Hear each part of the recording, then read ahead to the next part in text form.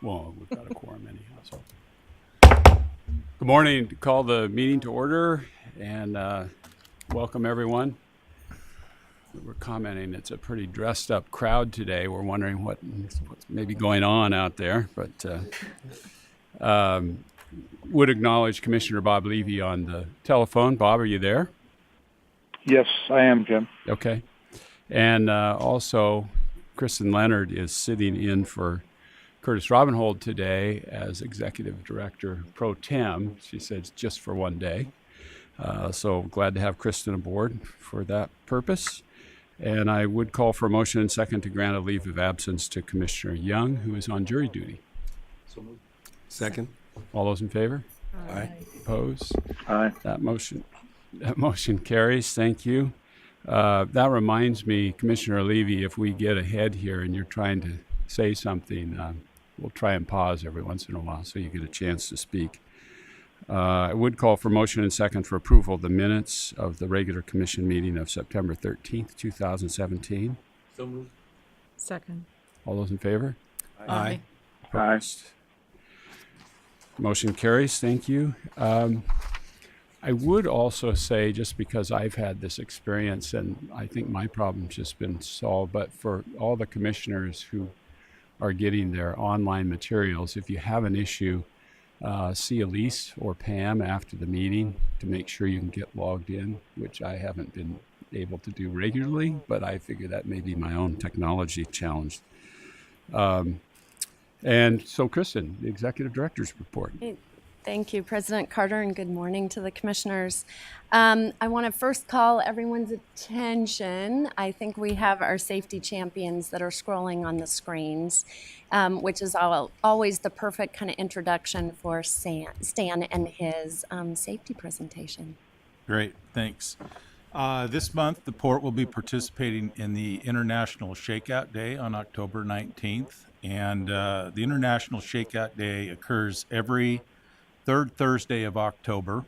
And it's kind of a day of individual and community events that feature the largest earthquake drill ever.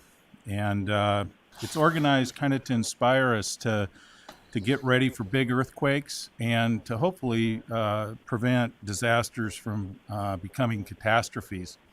And in an earthquake, you may only have just a few seconds to protect yourself before you're either knocked down by large shaking or something falls on you. And so last month, I talked about planning and getting prepared for natural disasters like earthquakes. So I thought this month, and in conjunction with the Shakeout Day, I would talk about surviving an earthquake and recovering from an earthquake. And so surviving, whenever you feel shaking, always drop, cover, and hold on immediately. And drop where you are and onto both your hands and your knees. And this position will protect you from getting knocked down, and it helps you to stay low and hopefully, if there's a shelter nearby, to crawl to it. And then cover your head and neck with one arm and your hands. And if a sturdy table or desk is nearby, crawl underneath it for shelter. And if no shelter is nearby, then you want to crawl to an interior wall and stay away from any windows. And then stay on your knees and bend over and protect your vital organs. And then hold on until the shaking stops. And if you are underneath the shelter, it's best to grab a hold of it because it may shift during the shaking, and you want to be able to move with your shelter as it shifts around. And then if you have no shelter, continue to hold on with both your arms and hands over your head and bend over and protect your vital organs. And then after the shaking stops, you want to recover. And the best thing to do is immediately check on your family, friends, and any coworkers to see if anyone has any injuries. And then check your water, gas, and electric lines for damage. Turn off valves if you do have damage. And if you smell gas, immediately open your windows and your doors and get out of the where you are, and if you're able to, report that gas leak to the appropriate authorities. And then avoid downed electrical lines outside. Turn on your radio, or maybe if your house is fine, turn on your TV and get updates on damage, assistance, and any shelters that are open. And then stay out of damaged buildings. Grab your emergency gear and try and find shelter, or make your own shelter. And then remember, if the big one happens in any earthquake, there's always aftershocks. So remain prepared and be diligent. And then one last thought that I did have is that, with the great shakeout day coming on the 19th, it's, a lot of businesses like the port will be participating in the event. Our children, most likely, their schools are going to be participating in the event. But it's also a great day to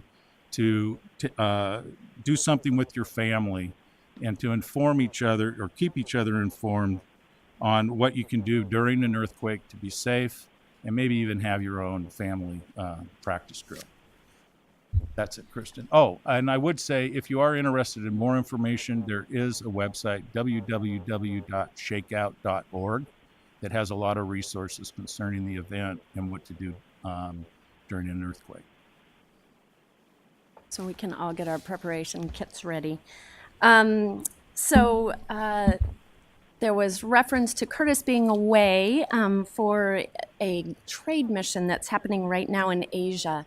The governor is leading a group, and we are proud that there are several port leaders that are joining the group to promote Oregon products and business connections in Hong Kong and Tokyo.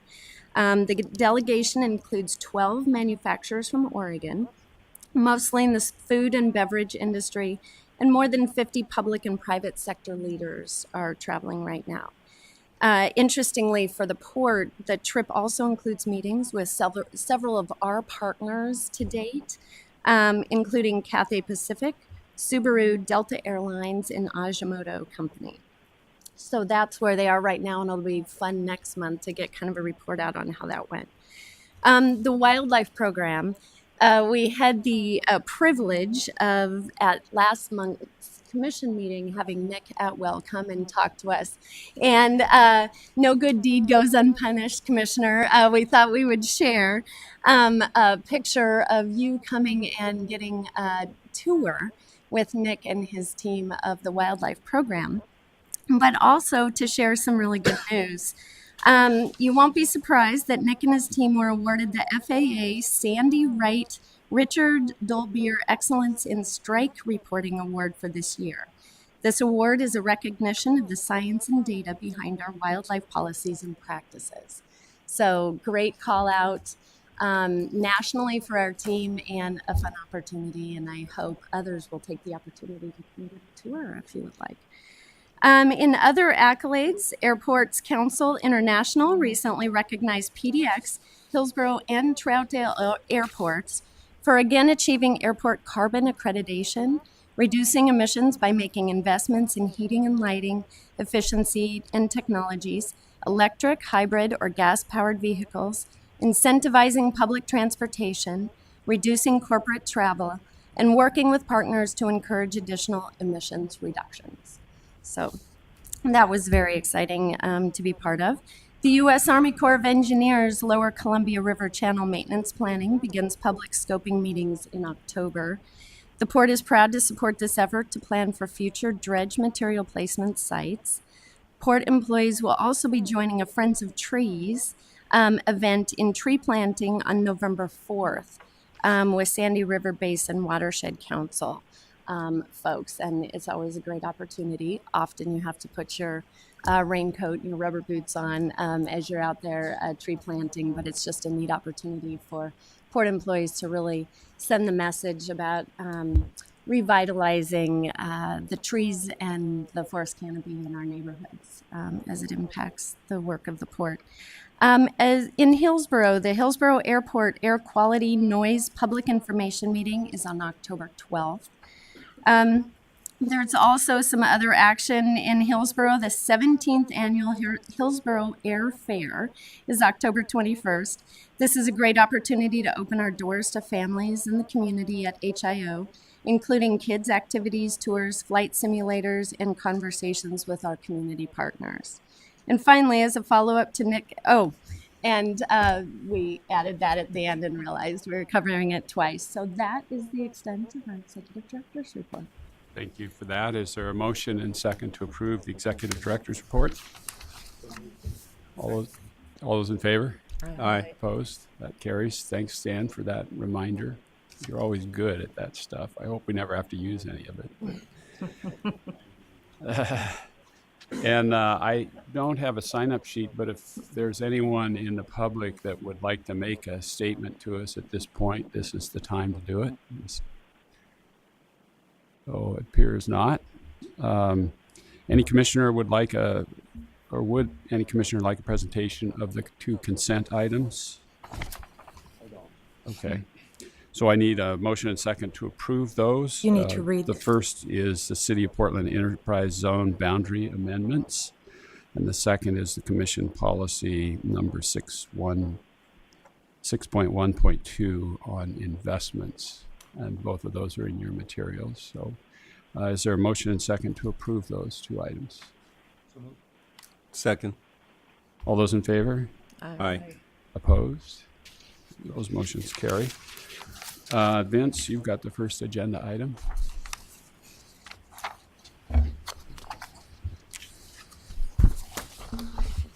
So good morning. As you know, we have been reviewing all of about 75% of the concessions here at the airport. We've gone through all three phases. As part of each of those leases, though, we committed to improving all of the storefronts for those projects and doing some other utility work. We've done the first two phases that were aligned with the first two phases of the concessions program. Since we approved the last one a month or so ago, we're now here for the final contract related to storefronts. We're also doing some utility metering, and also we're required to separate fats, oils, and greases from all of the other water and utilities. So we have a separate project for that. And so Dan is here to give you the information about this award. Good morning. Thanks, Vince. We're here to request approval to award a public improvement contract to Todd Hess Building Company Incorporated in the amount of $2,138,495. That's for the completion of storefront improvements, like Vince said, at the Concourse D and Concourse C West node. Over the course of the last, this will be the fourth year, we've been redeveloping storefronts, providing utilities, and grease separation at all of the locations shown on the map there. It's been a long process, but we're finally getting through with it this year, and I think we've provided great amenities for our new concessionaires, as well as those that have remained in place. They've got a new, or will have a new, refreshed look in all the locations. This is what the storefront improvements will look like in the Concourse D node. We have updated the columns, provided new signage and glazing above, and some public seating amenities that we think will really create a new inviting place for concessionaires and customers to enjoy the concessions there. Schedule here shows really just what we've been doing over the last couple of years. We completed what we called phase 3, which was actually phase 2. We combined the first two phases, completed construction last year, or early this year. We have one remaining accumulator to install for the Laurelwood and / Hopworks location that was just awarded in August. We've been working on the preliminary design for and the final design for this latest round.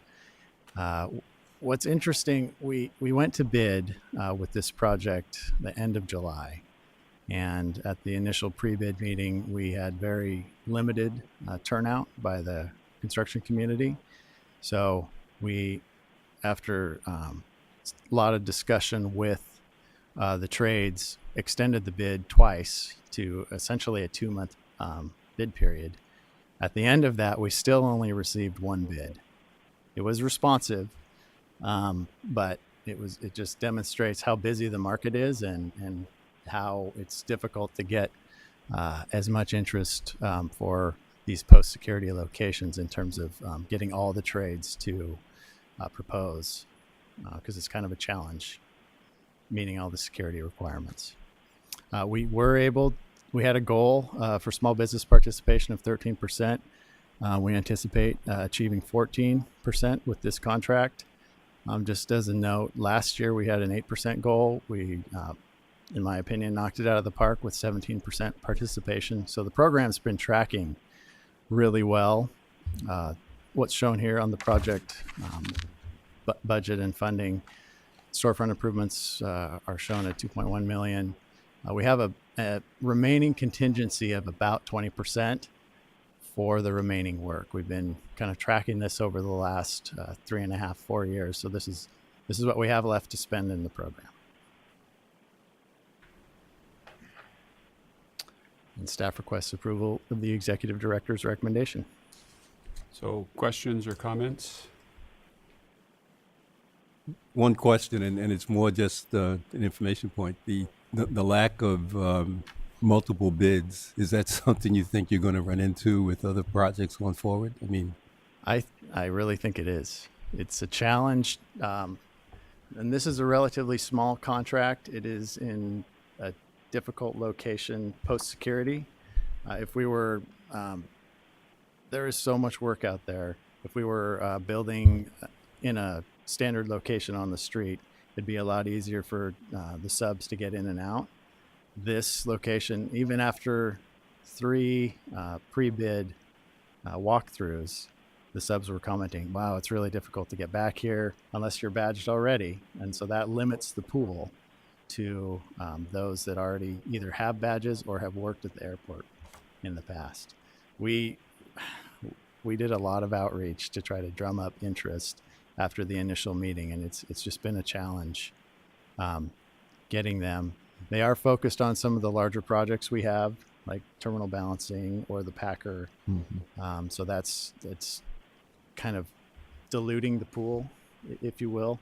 But we're still doing outreach as much as we can to get as much interest as possible. okay, thank you.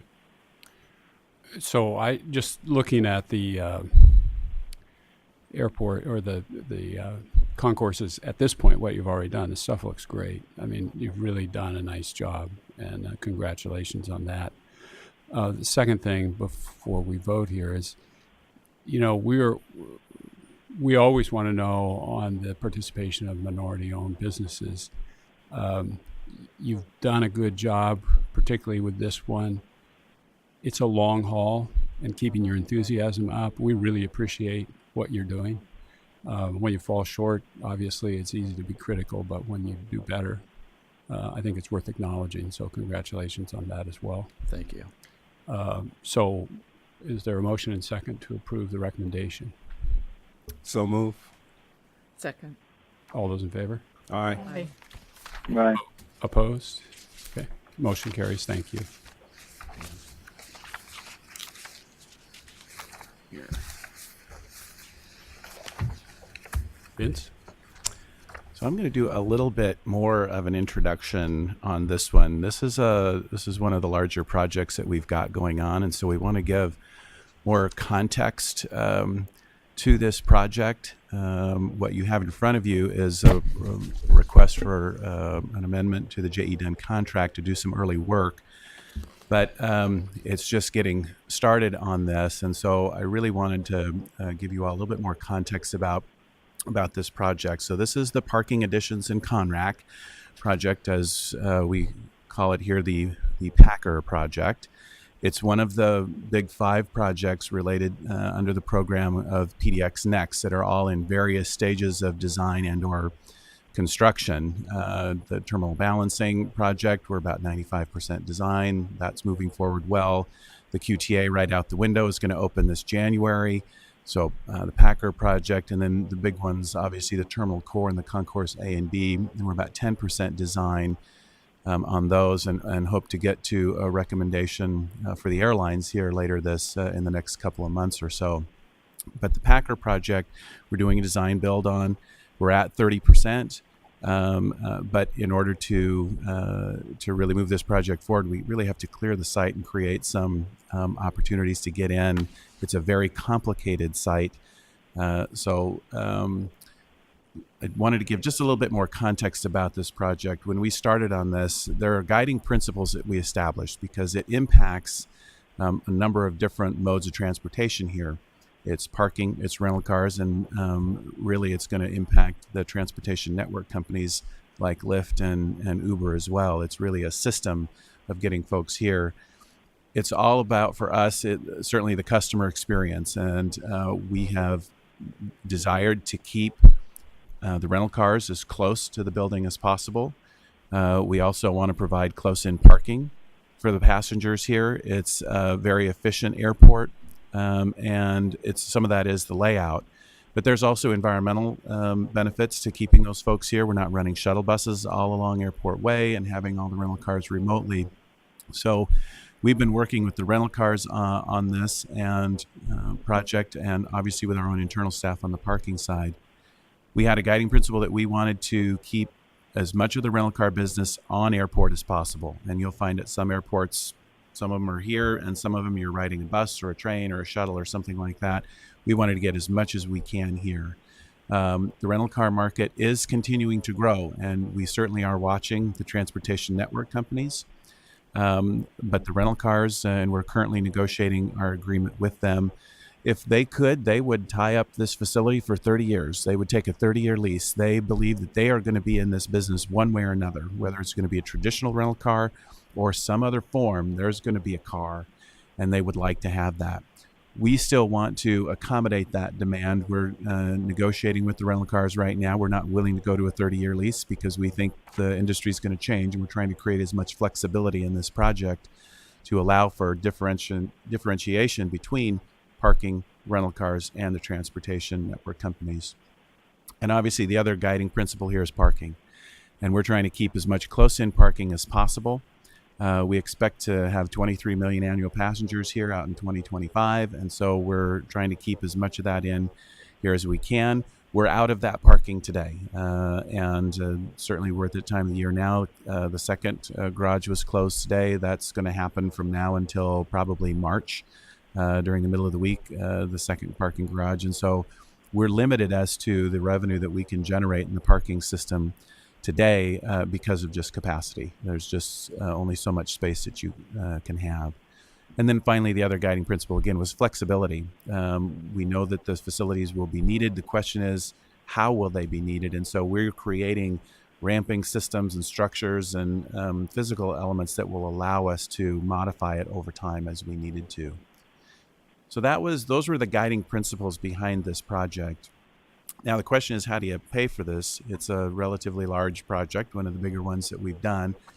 And right now the rental cars, the way it's structured, is going to pay for about 57% of it, and the parking's about 43% of the use of this. And so when you look at the rental cars, we negotiate agreements with the rental cars. We're in the process of doing that right now. We plan on bringing those to you probably next spring. Rental cars pay us 10% of their gross revenues. They also pay for rent for their facilities. And as you can see, the revenues that we're generating, $25 million a year in revenue from them. And we're trying to make sure that that's appropriate given the size of the footprint that they have and the kind of business that they're generating. And so we'll have that contract to you again sometime this spring. We also have a customer facility charge that was enacted in January of 2014. This is a newer kind of a facility charge modeled after the passenger facility charge that started in 2001. It's common amongst other airports. Whenever you rent a car at an airport that has one of these, there is a facility charge. Ours is $6 a day for a maximum of 4 days, and you can see the revenues that we have been generating, and right now we're using those revenues on a pay-as-you-go basis to help fund some of the construction of the QTA right now. But there will be funding from this source going forward. We will leverage these revenues, and we will issue some bonds to pay for the rental car portion of the PACR project. So the rate setting, we have not changed the rate. That $6 for 4 days since it was put into place, and we'd like to keep that as long as we can. The rate setting is set by the executive director. We generally do talk about parking rates, rental car rates, and such with you all. And to me, we will be doing a full-blown rate study because understanding parking rates impact rental car rates, impact the transportation network companies as well. So you could be moving shifts or shifting modes around. So we want to make sure we're looking at all of those rates holistically, but these revenues will be used to help pay for the project as well.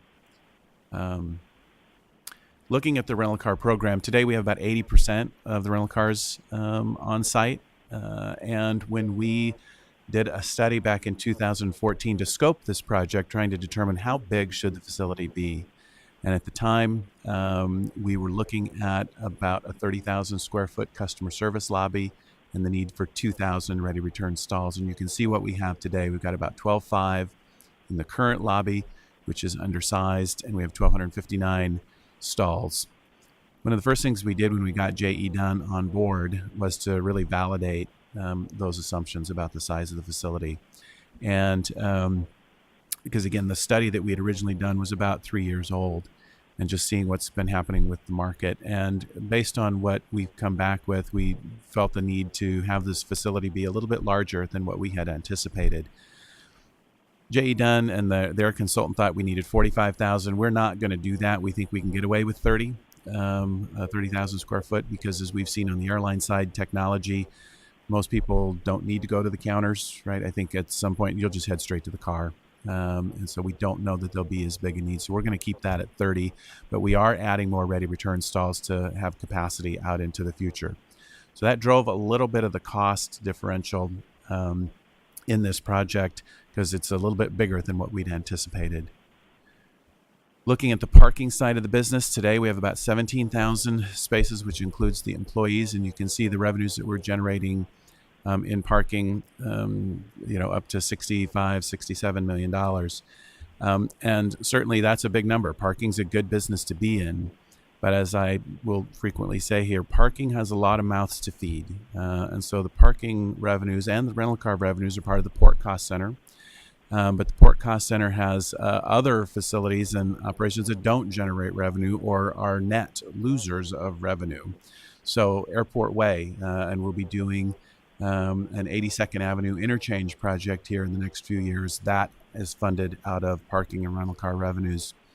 The general aviation airport system, and we've brought to you several the master plans of both Troutdale and Hillsborough that show some substantial capital improvements at there.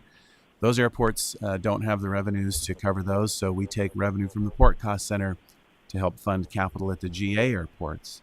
And then it's certainly paying its other share of other PDX costs, such as aircraft maintenance facilities, the military lease, and the obligations over there. We just got some land back and facilities that need to be redeveloped over there. That all comes out of the port cost center.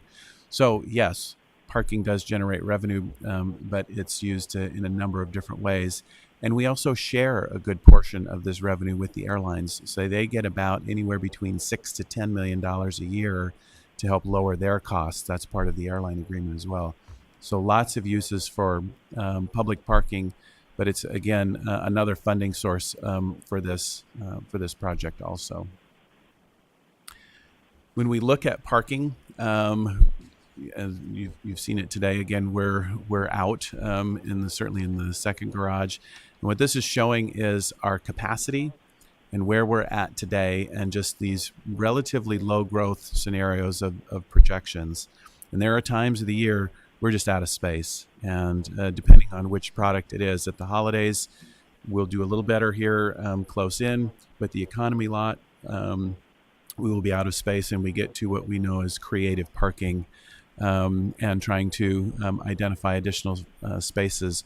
We've used the surface lot where the PACR project will go for overflow parking, but now those spaces will be taken away as we get into that project.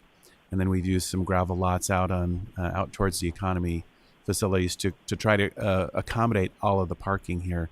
So we're running out of parking, and we will run out relatively quickly here. And the issue for us is these projects take a long time from idea to plan to design to approval and construction. And so we're trying to deal with the capacity going forward and not run out in time. So that's what we're trying to line up here, that we'll bring on new facilities when we need that capacity.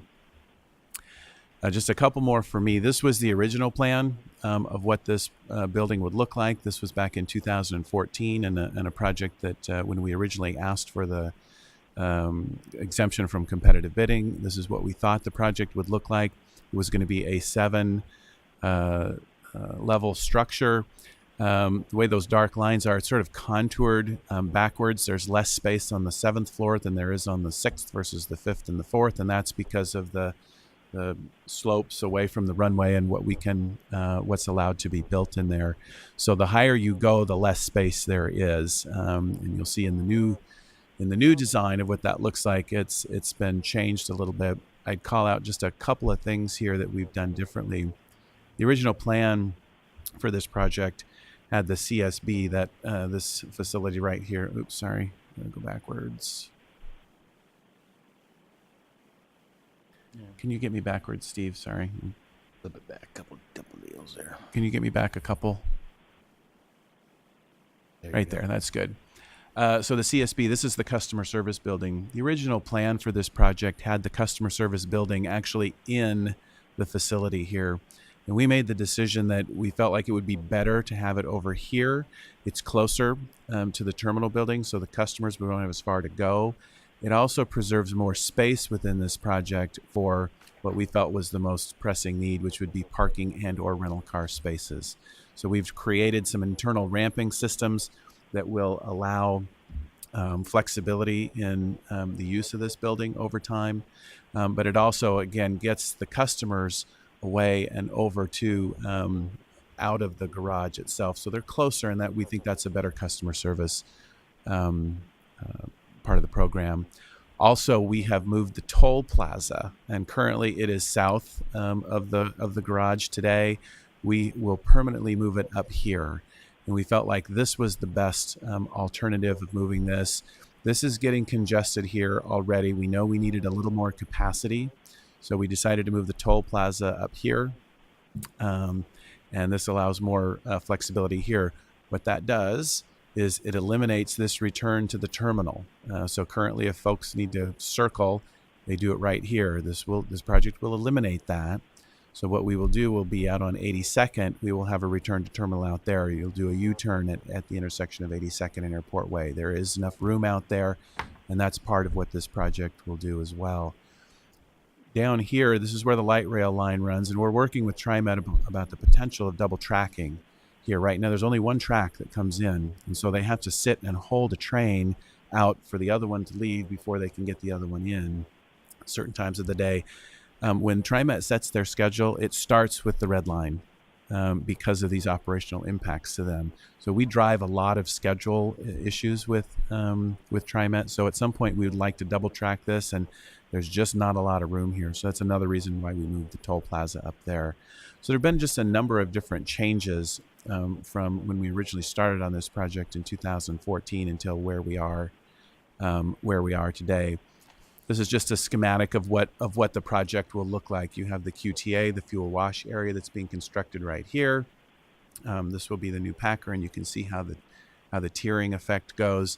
And then this is some employee parking here, and then this will be the toll plaza on the exiting. So this is what it will look like when it's all said and done. This is another view again. This will now only be a 6-level structure instead of 7. By the time you looked at a 7th structure, given the slopes, it would have been this narrow little strip, and we just didn't feel like it was worth the extra expense to get to that, given the limited amount of space that you would have added to it. Here's just some other renderings of what will happen. So ideally, the rental car customers will go down into the tunnels. So they'll do this on the south side, and then they'll go up. We'll create an opening here that will go south out of the tunnel, upstairs and escalators, and cross over into the new customer service building. And this was part of the project as well. So that's really where we're at on the project right now. The original budget on this, and Dave will talk a little bit more about it, was $246 million. We're at 268.2 right now. And again, the changes that we made, we believe, are around capacity and customer service.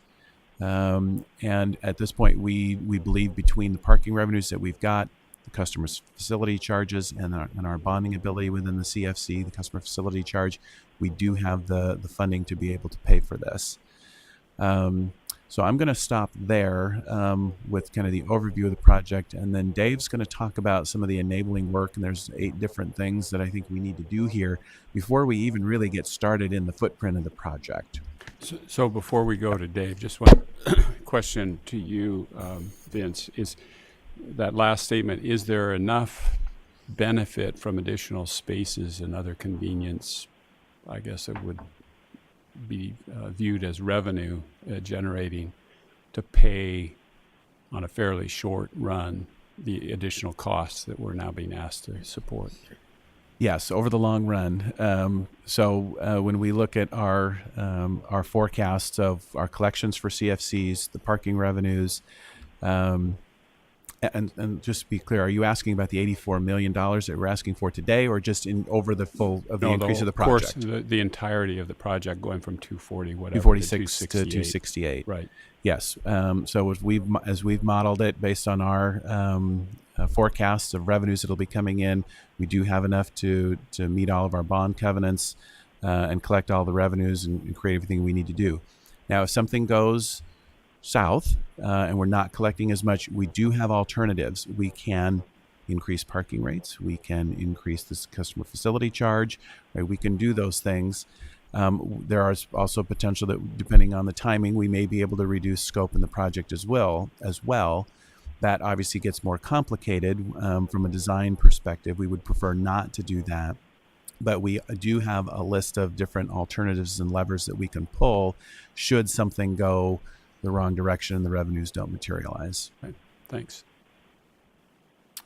Well, thanks for that long lead in there. That was outstanding, Vince, and I think it was at least on par with Stan's item. So I want you to know that. So anyway, so today I'm here to request approval of roughly $84 million, and we're calling it the enabling scope. And this is a general picture of that scope on the screen now. But before I get into talking about the elements there, I would like to introduce our primary player from JE Dunn, Darren Stegenmoller. He's the Northwest regional leader. He's vice president, and he's going to lead the designers and the constructors on this project. Please stand up or wave there, Darren. Yeah, this is the first large-scale design build that the port's undertaken. And Darren, along with the stakeholders and the port's project management team, are going to assure that this is a quality delivery that's done in accordance with all of the defining principles and goals that we established early on. So we're going to team up and collaborate and make this thing happen. So getting on with the enabling scope here, as Vince led into here, the number one item on the screen is to get the 82nd U-turn, the Airport Way U-turn at 82nd established, and also a kind of an overhaul of the staging area, which is north of the employee lot.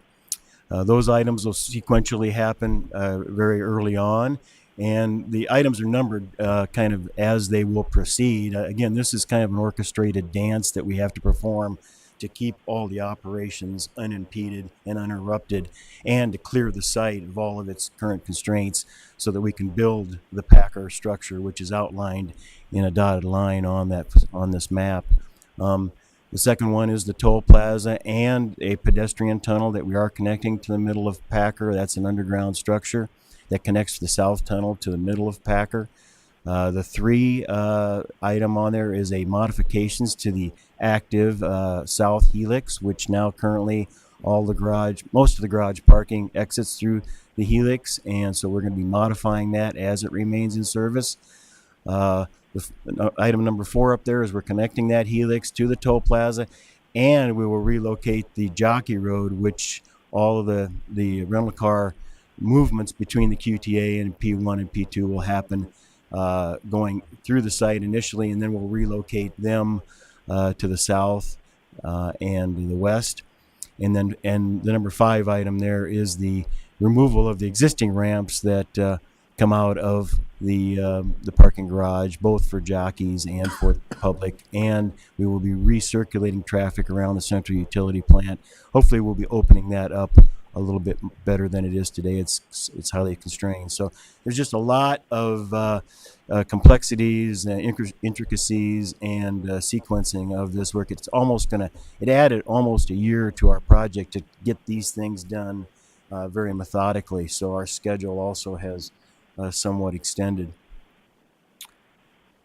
Oh, sorry, wrong way. So, and in addition to this enabling contract amendment that we are requesting today, will add a pre-procurement of the steel purchase for the main PACR structure to the tune of $10.6 million. Really being proactive, trying not to get caught up in all of the active construction. We're going to pre-place the order and design the steel, buy so many tons at the mill early on so that we don't experience delays. It's a risk reduction mechanism, highly applicable in this current environment that we're in. Oh, man, I keep backing. Let's go one more. And as Vince alluded to also, we have experienced some budget increases. I think all these budget increases are value added to a large extent to better serve the rental car industry and to better serve the public using this facility.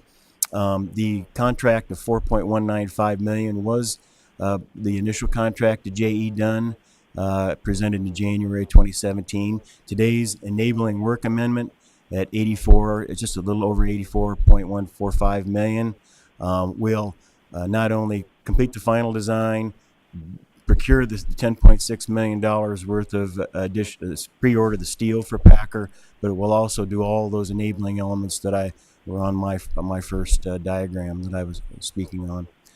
And then in June of next year, we will come back to you, the Commission, for a final DB services amendment, which will wrap up the entire GMP at roughly the $217 million number. And then we will work for another 2 years and be chasing this thing towards completion. There's early work not in the JE Dunn contract, which is part of this budget at $8.198 million. An example of that was Chris Edwards' Taxiway B amendments that relocated Pacific Power and Light primary feeders to the terminal that needed to be moved. They were located out on the airfield, and her contract took that over and accomplished that, but it was charged to this particular budget. We have reduced the port staff and contracted services from about $1 million. Some of those services are basically the special inspection services that we normally perform. Those are going to be performed by JE Dunn's team. And the port contingency was reduced to $34 million. Some of that contingency is allocated to the Dunn contract. Understanding where they are with their risk position at this point in time in history at 30% design. So some of the $84 million has a little bit of contingency. Plus, we know quite a bit more about the project now than we did 6-7 months ago. A whole lot more, I'll say. And we feel like the risk position can be reduced substantially in that regard. So we came up with a total budget of $268.2 million, or a $22.2 million increase over the original funded budget. And as far as the funding sources are from the Port Cost Center, I think we have set a target of 12% small business design. We are tracking at 15% now on the design side of things, and our small business goal for the construction side of the equation here is 15%. Of course, we haven't started constructing anything, but we will be aggressively pursuing those opportunities as they arise. So I think so far we've been able to create some nice design opportunities for small business. And just a kind of an accounting of and Vince went through this. We don't need to go through I don't think the whole addition up to 22 million, but the new structure, even though it is only 6 floors, is as opposed to 7, is 100,000 additional square feet. We've made it wider, and the external CSB, customer service building, was certainly an improvement in a lot of respects, and will add $7 million. Anyway, it goes down to a lot of items, and then I show the contingency and port cost reductions at the bottom, so we can revisit those if you have questions about those. I did mention earlier that our schedule has extended. I believe I was here in January talking and mentioning that we felt we could get this done in Q2 of 2020. And the Dunn team, along with all their designers, have enlightened me on what it really takes to do this project in accordance with all of our needs. And we are now at the end of Q1 in 2021. So that's all been communicated to our stakeholders and our team also. So you know. So with that, staff would like to request approval of the executive director's recommendation to award a contract amendment to JE Dunn Construction Company for just over $84 million. Questions? I have a couple of questions. Sure. One, I noticed, given all of the enabling work, and particularly now with the longer timeline, wondering if you're expecting that the construction will impact the current parking operation and therefore the revenue that's coming out of current parking that we're using to pay for this. Do you have a sense of that? I don't think so. Sorry. The only difference here is that we were using some of that area for overflow parking, and so we're going to have to get even more creative on the parking. But we're not taking any of the parking operations out of operation, so we'll certainly have to deal with just normal construction impacts. But we don't anticipate an impact on the parking revenues. So we'll just get more creative with those overflow spaces that we've had to deal with, and those are pretty limited duration. Okay, thank you. My second question is just about the budget. You mentioned there were a couple of items that are in this budget but were separate contracts. Just want to make sure there isn't anything you foresee at the moment that's sort of outside but might impact this budget. No, I don't believe so. I think when we learned that PACR was coming online, we really had to format and scramble to get mostly the Pacific Power and Light feeders moved out. I think we have a good understanding of the site now. We've even done quite a bit of potholing to uncover some of those unknowns. So I believe we're on track to not have any more surprises in that regard. Okay, thank you. Commissioner Levy, are you still there and have any questions? I don't have any questions. Okay. I had a couple of questions, mostly first I have a comment. I want to praise the port for keeping the rental car on site and the close-in parking. That is a luxury. I travel through many airports, and I'm always so relieved to have on-site parking.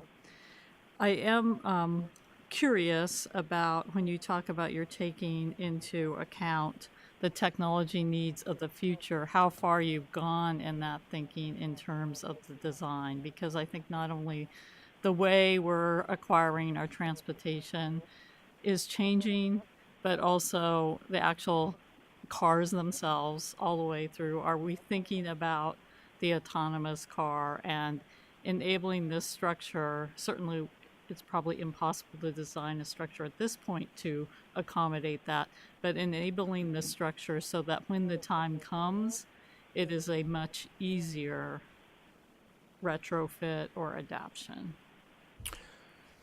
Well, you want to talk about some of the changes we made in the structure and the design? Yeah, we are designing in a lot of flexibility here. When it comes to the autonomous car, that's sort of a wild card, and maybe Vince might want to address that later. But we are locating and being able to go from 3 to 4, transform businesses, both rental / parking between floors, providing flexibility for that maneuver. That provides us, I think, some financing flexibilities also. We are also, if for some reason the parking demands shrunk over time instead of growing, we've got the ability to reclaim space within the structure by having our by demoing rapidly being able to demo a couple of bays on the south side to open up more space. Again, a flexibility item. We're going to provide some issues during design, mostly piling and column sizing, to be able to bring that back into alignment. Maybe I can point to a diagram here on the on this diagram. So if space is available here, we're going to have some ability to demo this from south to north and shrink the size should autos kind of come out of favor down the road too. So there is adaptability here. And I mentioned the ability to go from 3 to 4 to exchange both take rental cars from 3 maybe up to 4, or public parking from 4 down to 3. Those adaptability features will also be in there. Trying to think of some other specific items that we designed in for flexibility regarding internal ramping also. Yeah, I mean, there's the internal ramping. I guess the other thing that I would say is that we looked at this, that we're going to have parking structure 1, P2, and the PACR project. We felt like that this amount of infrastructure was the right amount to take care of all of the needs. I would expect after the rental cars start and they move into the PACR project, that'll free up the first and second floors on the first parking garage and the first floor in the second parking garage. I will expect that in P1, we will use that space, and we're probably going to end up moving the transportation network companies into the first floor of the garage.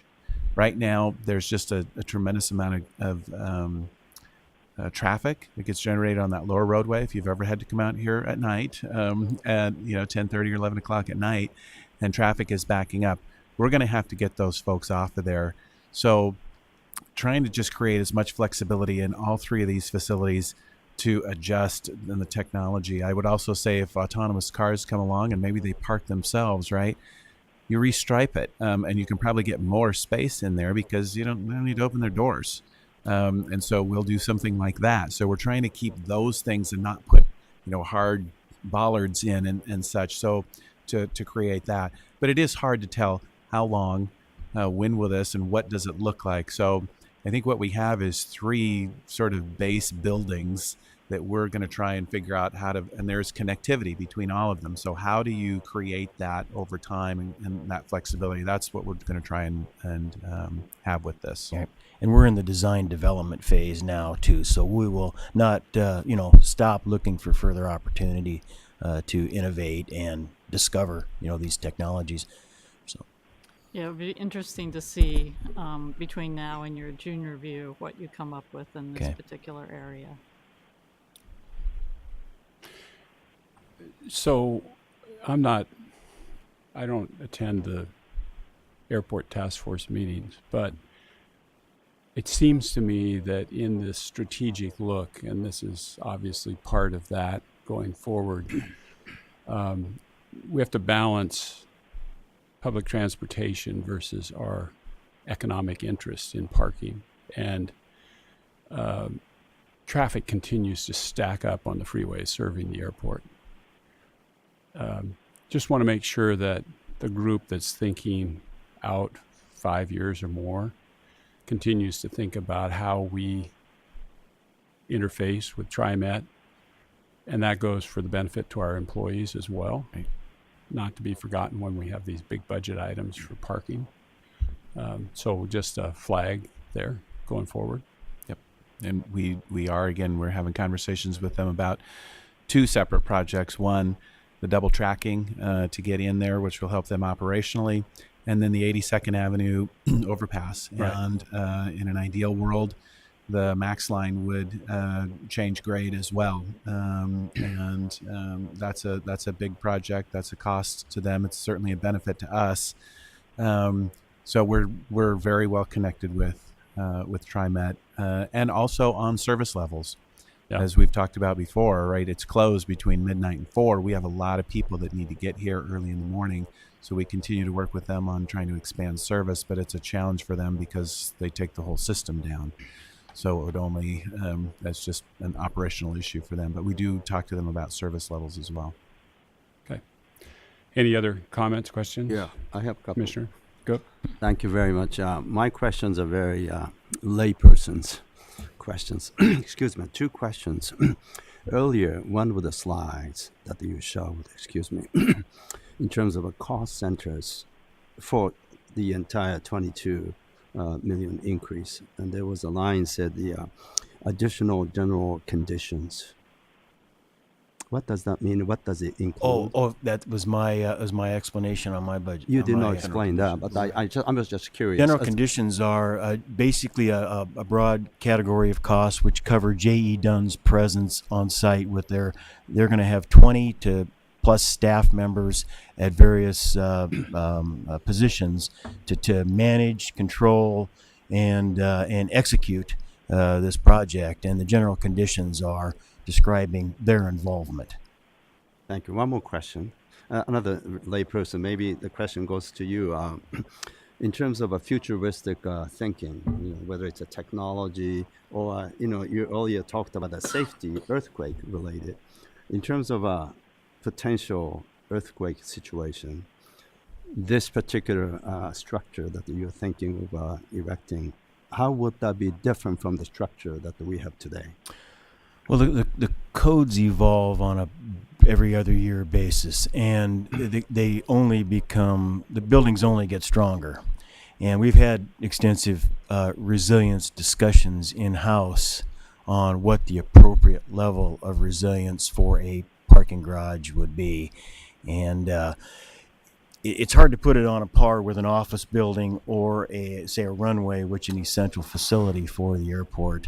But with the modern codes as they are, this building's not going anywhere, essentially. Question, how is that different from the two structures we have today? Well, today's, you're talking about the existing parking garages. They're built to the codes of the time, and this building will be stronger than those buildings.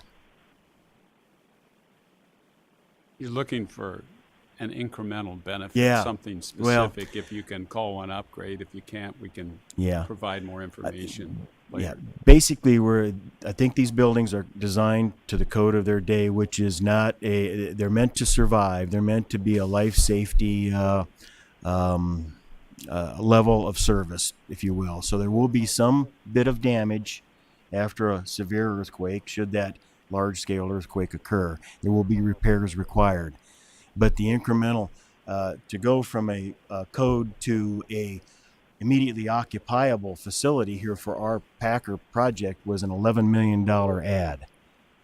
Okay, so that's the incremental dollars you're talking about. So over a $200 million, you're adding a 10% or 5%, 5 to 10% adder premium for immediate occupancy realization outcome there. Yesterday, during the task force meeting, we were told the city of Hillsborough, for example, established its own code relative to the earthquake. Was number 9 that I was told, right? Because that really gave me, this inclination to ask. So current code here is a 9, also 9. We use site-specific, and one of those site-specific outcomes is a 9 subduction zone quake. It is considered as an occurrence here. The probabilistic, it's only a 1 in 2,500 year or so event, that one, but it is considered for our structures. So this is over 9. Yes, it'd be that same 9 on the coast and articulated through the ground to this location. Did that really answer your question? Yeah. Or, I mean, It's an in-depth. yeah. Yeah. I think it's a great question, and I think it's appropriate to continue getting more information on what it actually means when you say you build a code and codes change, because the critical piece is that, well, is it just safety to get out, or is it actually going to survive for use? Yeah. And then, of course, we've got the insurance question. So Yeah. those can all Yeah. be dealt with further going along. But Right. any other questions of this particular request? Is there a motion and second to approve the recommendation? I second. All those in favor? Aye. Aye. Commissioner Levy? Aye. All those opposed? Motion carries. Thank you. It was a great presentation. Lots of questions remain out there on this, various things, but we'll get to them. We continue to discuss the seismic resilient issues almost weekly here, so it's an internal discussion as well as a commission discussion too. Right. So, Okay, thank you. Nice work, Dave. Vince, you've had a big day here. A couple more to go. So this morning we're here to talk about an implementation contract on the McBride Slough. This is a drainage canal on the southeast side of the airfield, and a lot of the stormwater that happens, particularly out on the airfield, drains into that. It really hasn't been dredged or maintained for quite a long time, and so it's time for us to get into that. Now, we're also under an order with DEQ to investigate and remove some legacy contamination that's in the sediment. These contaminants include pollutants such as PCBs and heavy metals and pesticides that have accumulated over the past 60 years. It's difficult to determine where these have come from, so we've been working with the airlines over the last, it's been probably 5 years or so here to identify the specific sources. We've been negotiating with them and have come up with a funding recommendation for them. So the airlines are funding 75% of this, and the Port Cost Center is funding 25% for us and our insurers. So we have a stormwater management program that's in place to prevent any additional contaminants from entering into the slough. And we've been working here for the past few years to address the solution, and we're now finally to the point where we're ready to implement the resolution through this contract. And I'll let Marcel go through the rest of the detail. Great. Thanks, Vince, and good morning. Good morning. I'm here to request your approval for the award of a negotiated contract for remedy implementation for cleanup of McBride Slough.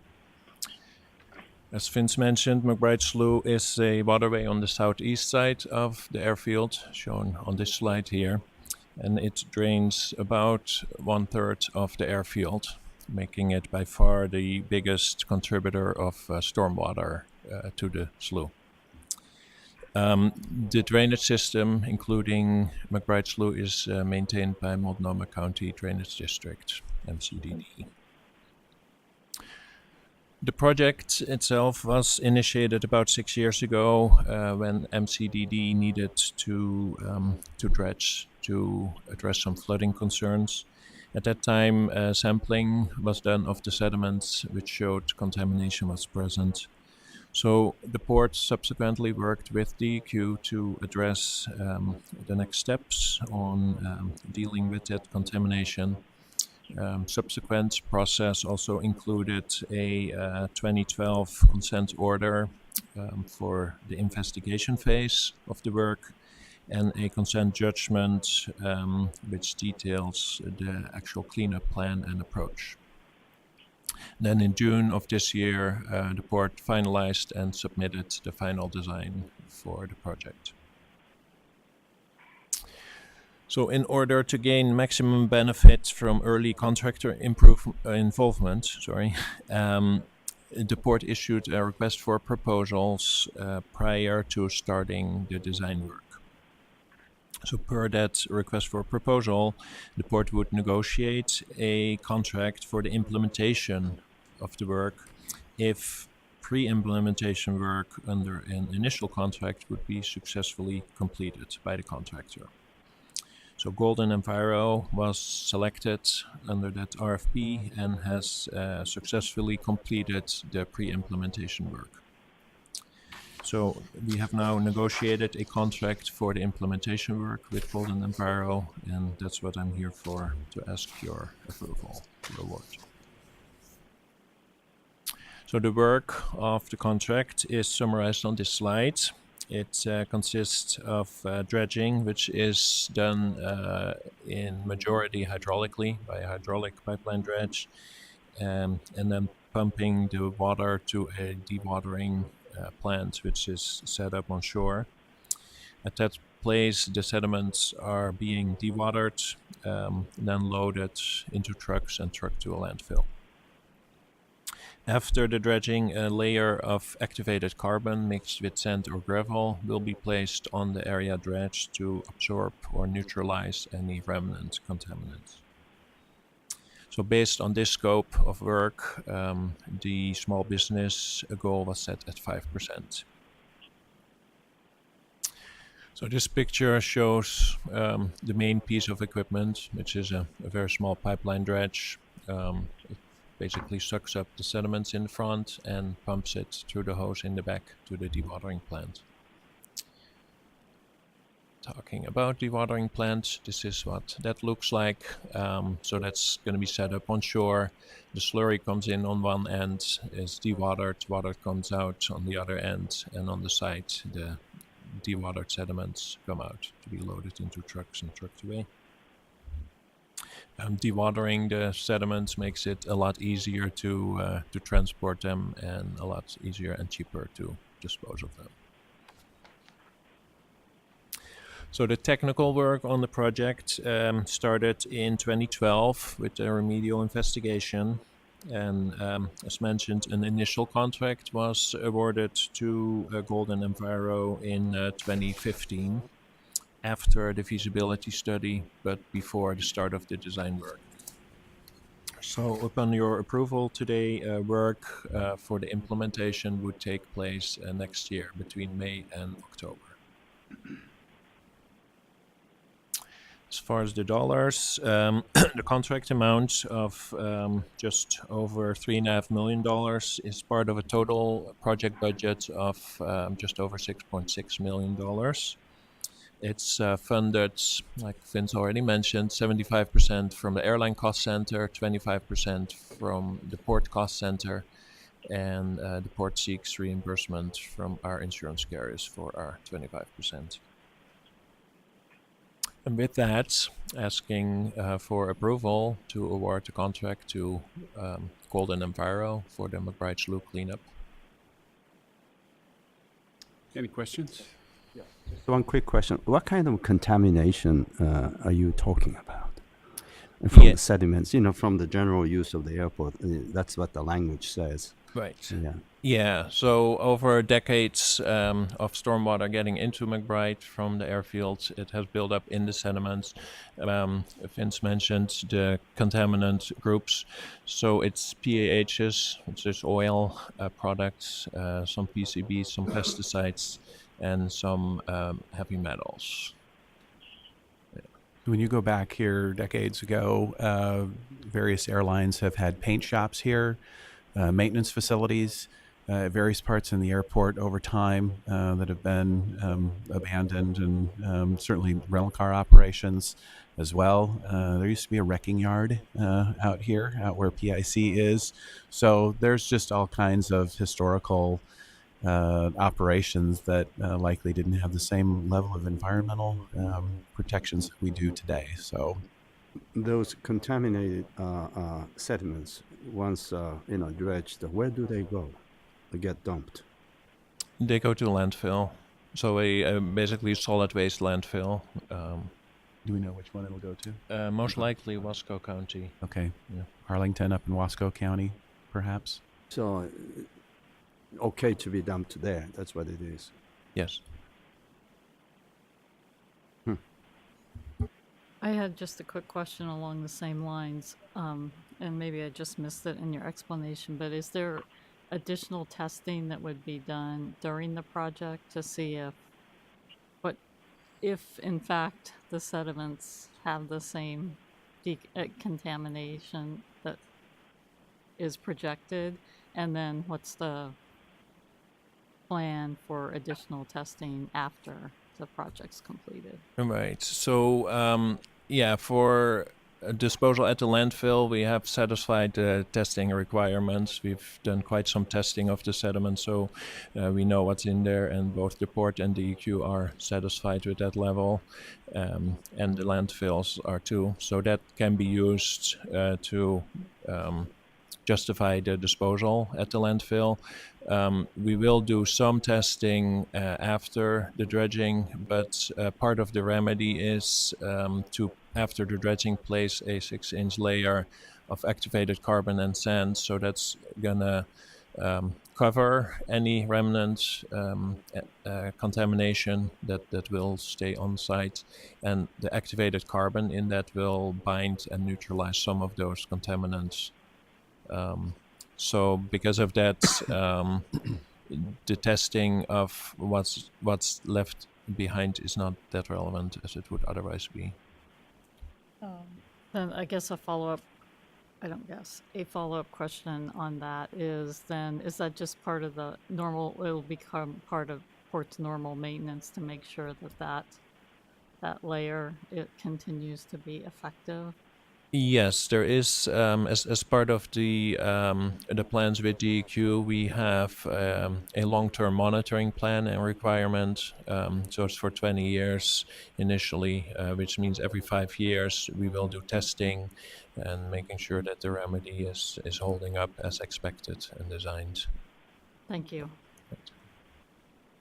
Just two questions. One, does this fall within the scope of the record of decision for Superfund at all? I mean, this is No, it's not different asset, related. this in geography, Correct. separate and apart, okay. And then the second, I know that this is not something that has happened on a recurring basis. This is the initial effort in this part.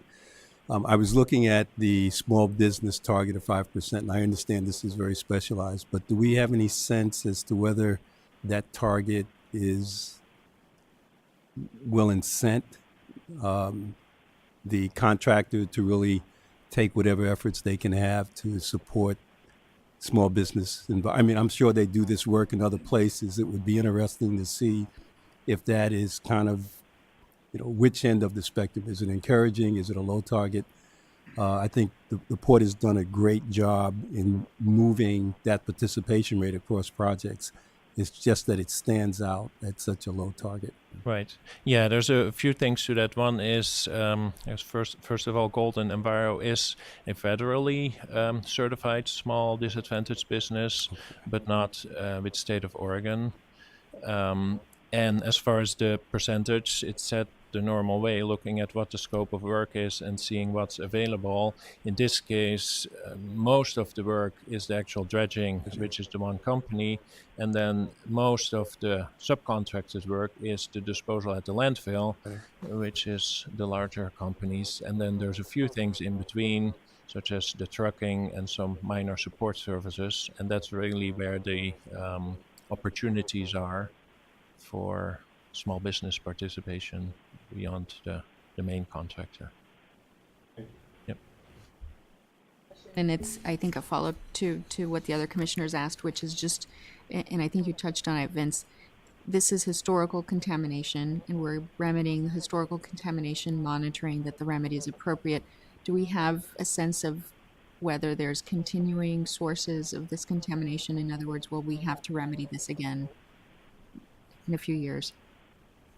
I believe that we feel like the stormwater management system that we've been working on, the stormwater master plan, has enough protection in it to prevent it. But again, we'll have to continue to monitor it for the next 20 years.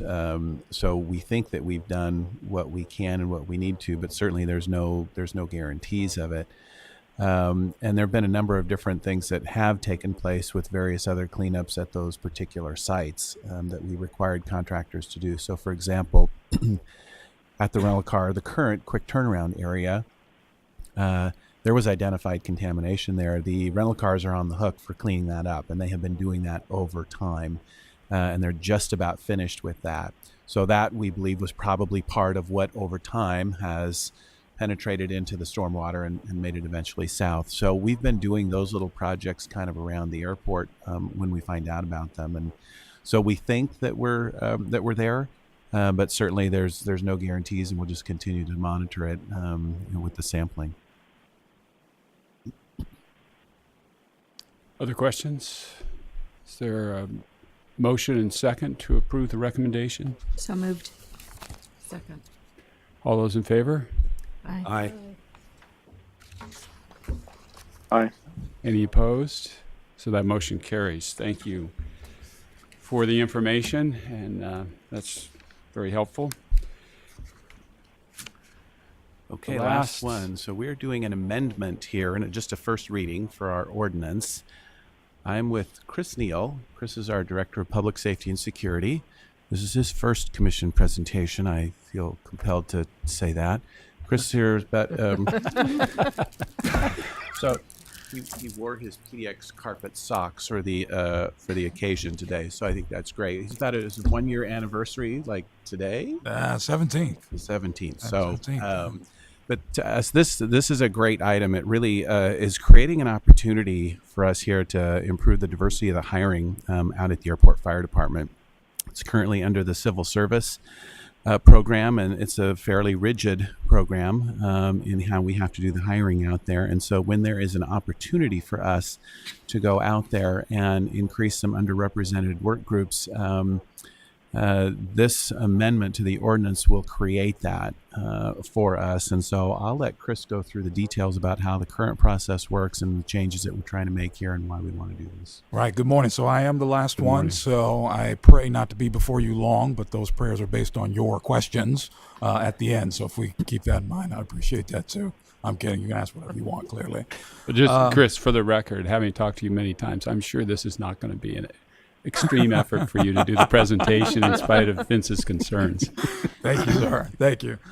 So yeah, I want to talk a little bit about how the process works today, very briefly. Then with this amendment, how it will work in the future. And then at the end, I'll do the recommendation and so forth, how it works. So let me go into the first slide. There's 5 parts really that I want to dive into that you should know about. Number 1 is the application part. Anytime that we put out a vacancy to be a firefighter, there's hundreds of people out there that want to be one of our heroes out there in the field. So we have hundreds of folks that come through in this application process that we have to vet.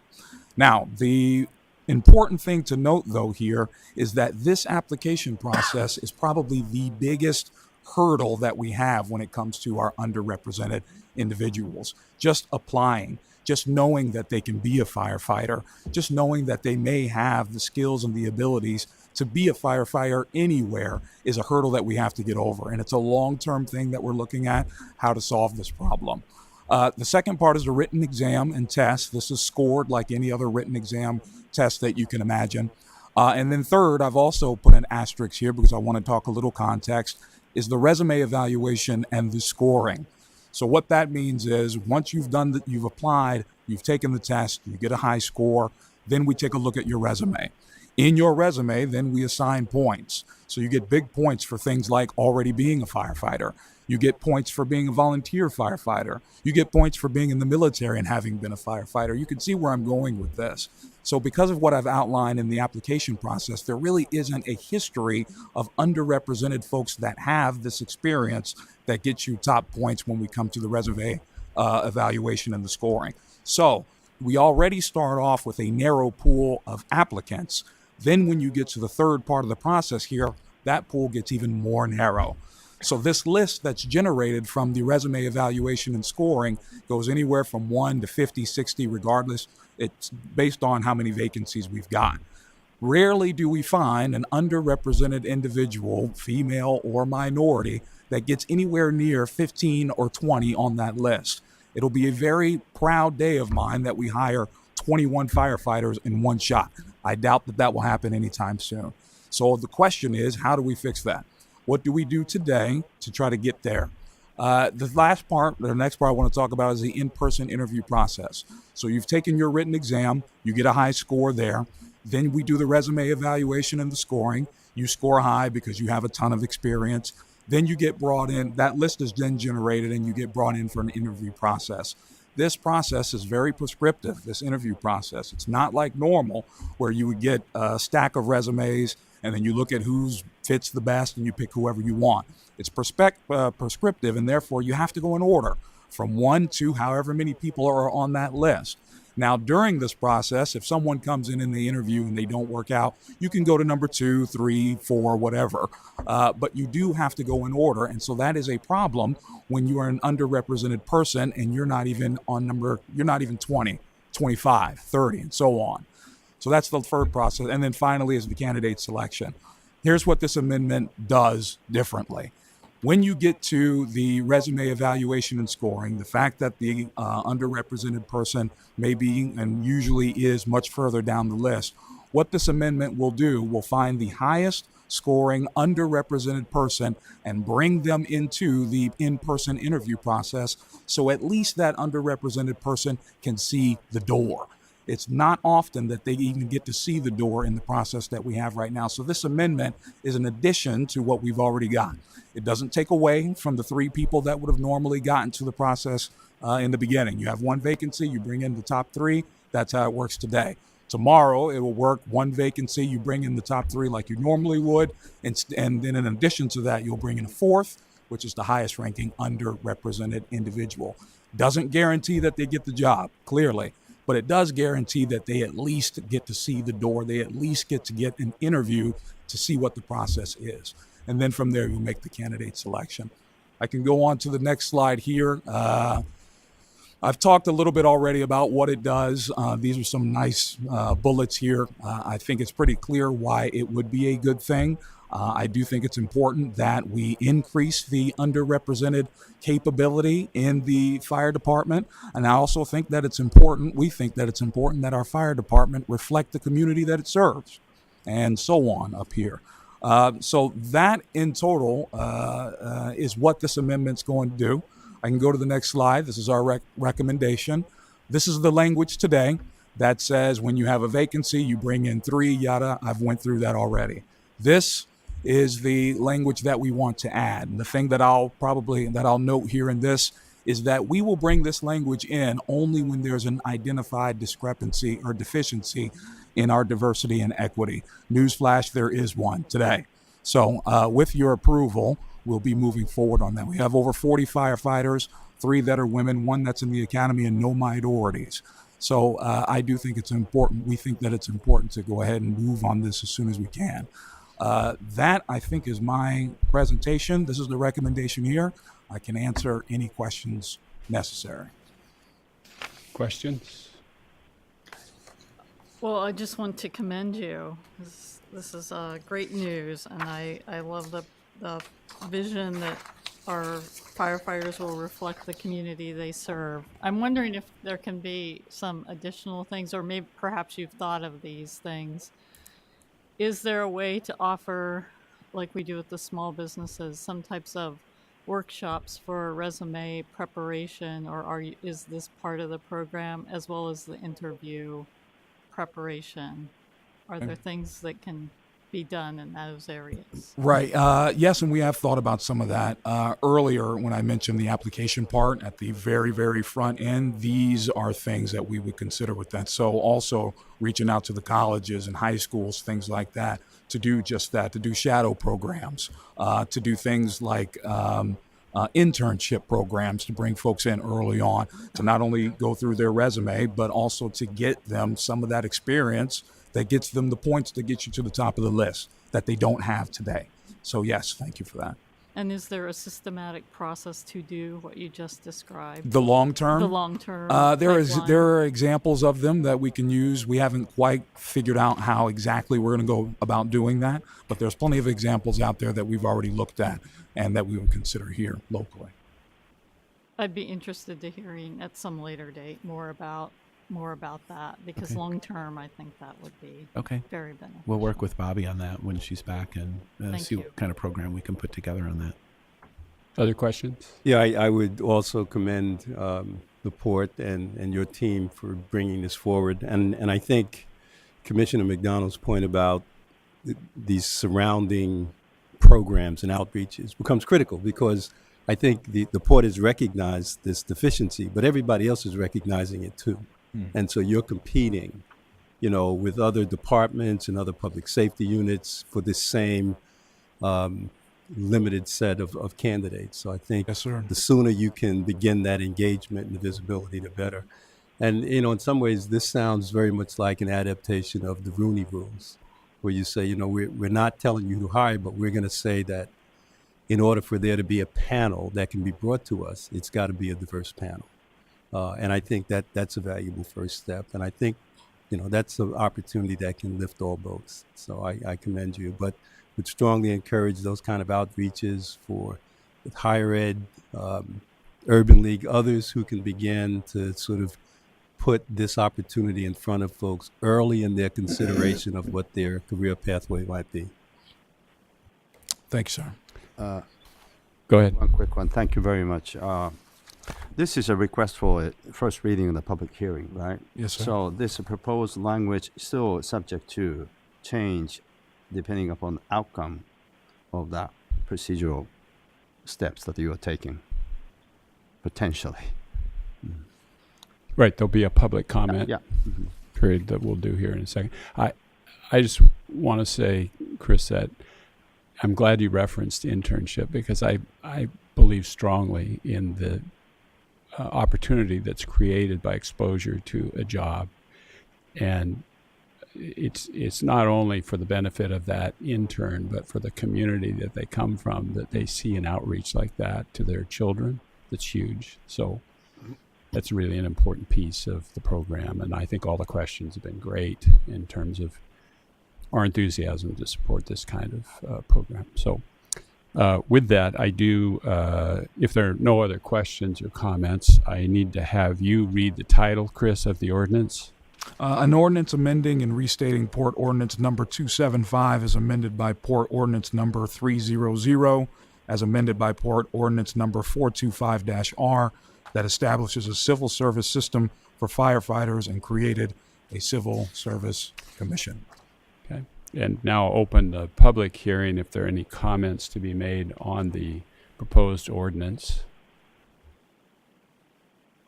See no hands or other gestures. I'll close the public hearing. And as was mentioned, there's no action, official action to be taken by the commission at this time, but ordinance 462-R will be back before the commission for a second reading and request for adoption in November.